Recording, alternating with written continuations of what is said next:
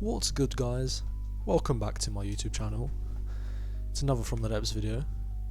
This time I build a medium to small sized cruiser to fight against the Deepwater Guard. By that I mean it's got light weapons that can break cardboard. Either way, I think I did a pretty good job.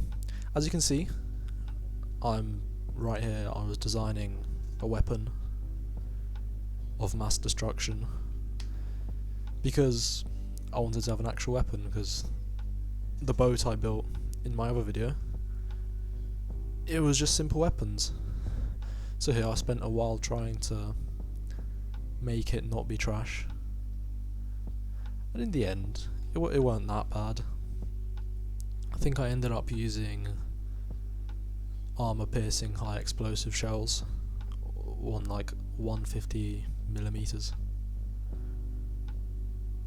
Yeah, I think so.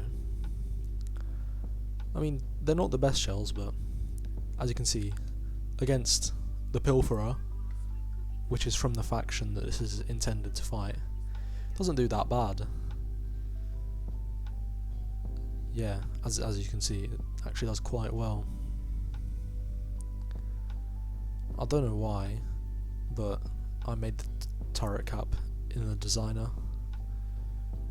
which probably weren't the greatest move, but it's fine.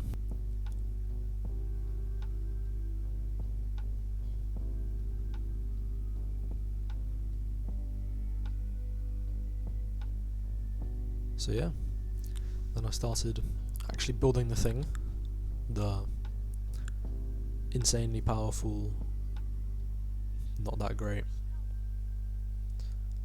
I think I'll just call it a light cruiser. It's not really anything else, is it? Obviously, started using metal, but then I realised that's a terrible idea, because I did that on my previous ship and it didn't float. And on this, I don't want to use too many propellers underneath, because that just weakens the structural integrity. But yeah, I went for the same aesthetic with like the black bottom and then just camouflage grey, because I'm boring. But it does look kind of cool. For this I went for like a decent design. Not decent, although I think it's decent. It's inspired by like World War II German cruisers that have like the front that's like more flat and not like pointy. Obviously, as usual, I spent a lot of time messing around with like the colours. But yeah, this is what I ended up doing. Like a pretty much straight bow. Yeah, I went for a more bluish tint on this one, thinking it would blend in with the water. Obviously, yeah, I tried to use these metal slopes everywhere, which is, I guess, to stop heat. I'm pretty sure it works. I tested it against my other craft, which used heat shells, and kind of worked. You know, the air gap. Either way, obviously, I added a lot of material storage, because I always do that. And I decided to add some torpedoes right here, which wasn't the smartest move, putting them above the water level, because in my testing later, even though they've got torpedo propellers, they ended up flying, which is, I don't know how that happened. But yeah, it was unexpected, but I guess it's good. And yeah, here, obviously, I decided to spend way too much time doing mimics again, mainly because I just really don't like those square edges, which literally make no difference, but of course I had to make mimics.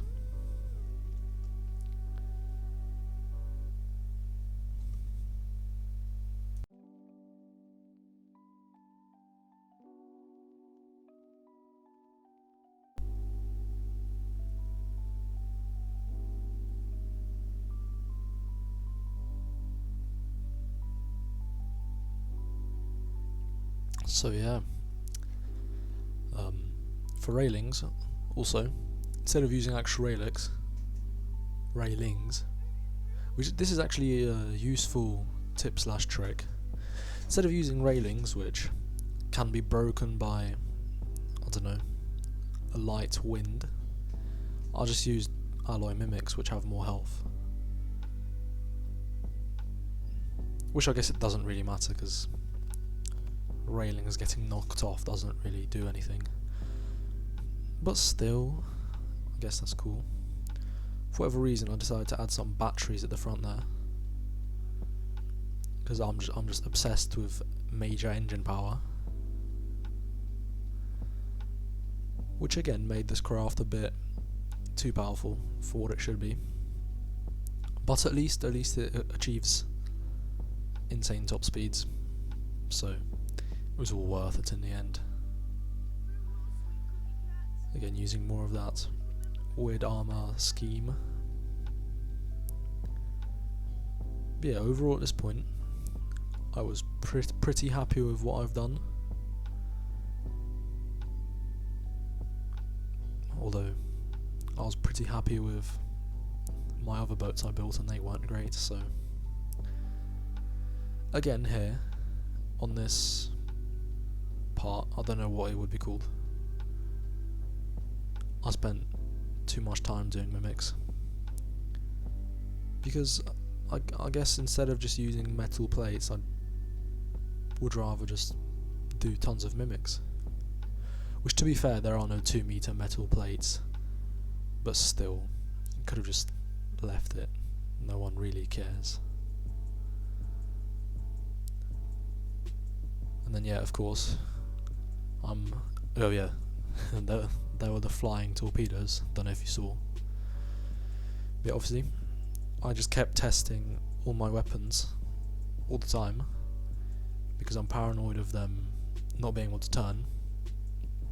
Because I remember many times where I built something and the turrets didn't turn, which kind of made the whole thing useless. But yeah, nah. As far as I know from all my testing, everything on this ship is functional, which means I didn't mess anything up. And yet also, this ship actually has functional interiors. Functional-ish. I mean, you can go in it.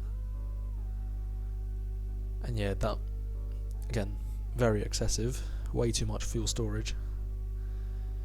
Probably a bit excessive on the engine. Yeah, 5,000 power, probably not necessary. But it's better to have more than not enough, I guess.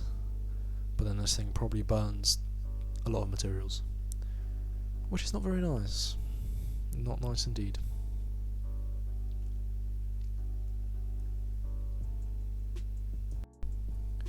Yeah, then I added some really stupid material storage right next to the edge. Which means that if anything hits me, I lose a ton of materials because it's right next to the armour. And here, for once, I decided to actually add weapons, because usually when I build, there's not enough weapons compared to like the volume. But here, I actually added some. And yeah, the back portion of this ship is actually 1 block lower than the front, which wasn't intended, but in the end it worked out quite well, mainly because I didn't need the space in the hull for anything, and it looks kind of nice. again here, I spent way too much trying to make the superstructure look nice, which, I mean, it ended up looking okay in the end.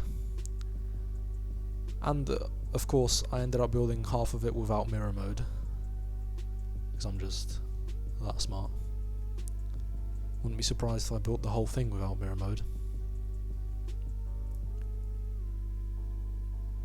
But yeah, again, messing around with like idle azimuth, which literally makes no difference, but you know, it's me, so I always spend more time doing the stuff that don't matter than the stuff that do.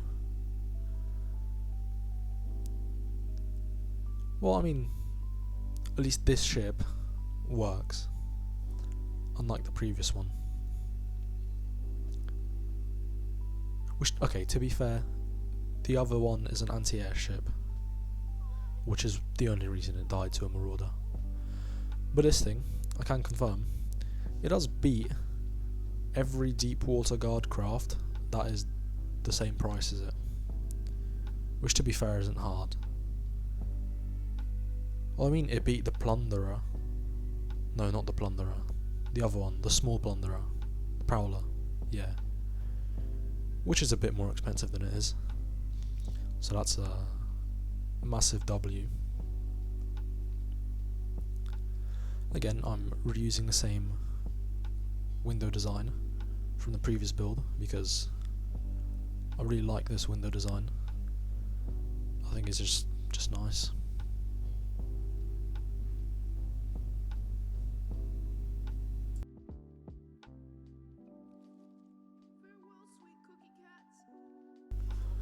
Then here I decided to build like a weird little kitchen area and like a seating area because it was just empty space, so I might as well make it look kind of like a real boat,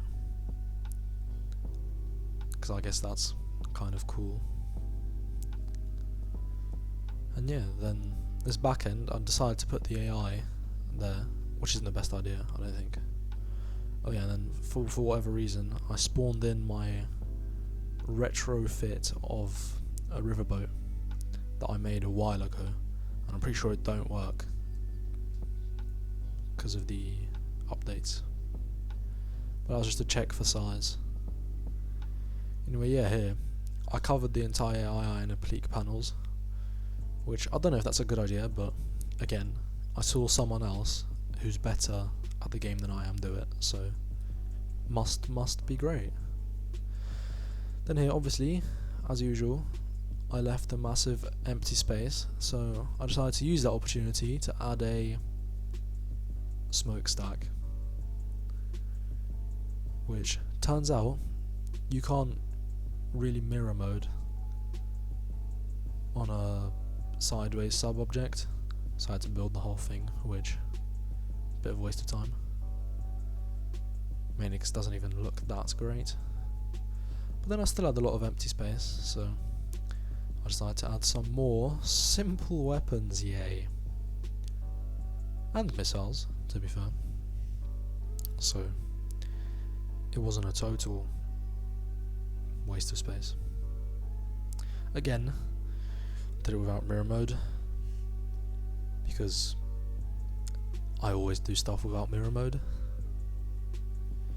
But in the end, I don't think it ended up looking half bad. I think it was actually alright. Obviously mimicked in some more railings, which I just love mimicking in railings. It's actually so great. And yeah, overall, again, I probably made this thing way too excessive. I mean, I think at the end it can store like 200k materials, which, yeah, it uses quite a bit of materials, but it doesn't need that many. And yeah, I'll probably put too many simple weapons on it, because I think each one of those simple weapons cost 2,000 materials, which isn't really worth it, mainly because I ended up using hollow point shells on them, and those simple weapons just aren't that great anyway, because they only have like 90mm shells, which it's hard to do something good with them. I should have just probably used casemates,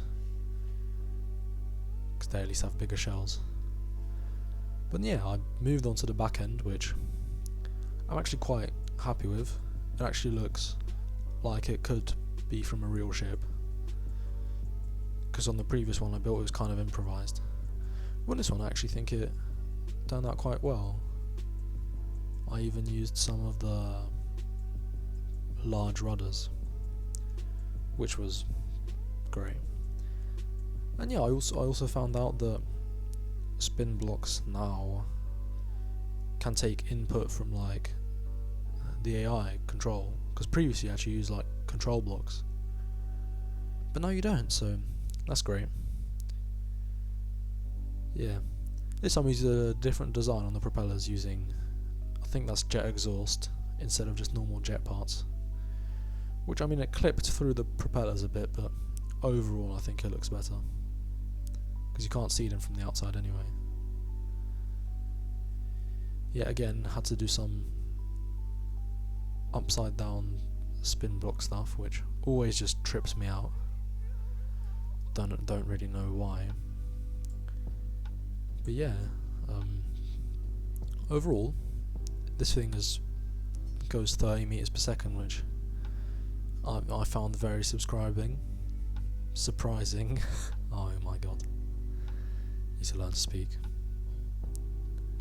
But yeah, I added an ammo compartment, which for some reason I didn't fill with ammo. I put some resource storage, which don't know why I always do that. I guess it's because I don't need that much ammo, but I also don't need that much resource storage. Again, added more batteries, so now this thing has 11,000 engine power, which yeah, if it had less it would probably still go the same speed, so actually yeah. Then here, yeah, I added some small missiles, which, I mean, they're just pretty standard missiles with like ejectors. They fly up with like a 1 second engine start delay, which lets them lock onto their target more easily. With these missiles, I mean, they're literally just small explosive missiles. Not great, but this thing only has one anti-air gun, so in case it comes up against like a plane. Because the main guns have quite slow shells, and simple weapons just have bad shells. But yeah, then I spent even more time doing some decorations on the back. And look at this. Since I want to build an aircraft carrier later, I decided, why not build an aircraft on here? Because I've never really used sub-vehicle spawners, so you know, I wanted to just test it out on here, see how they work.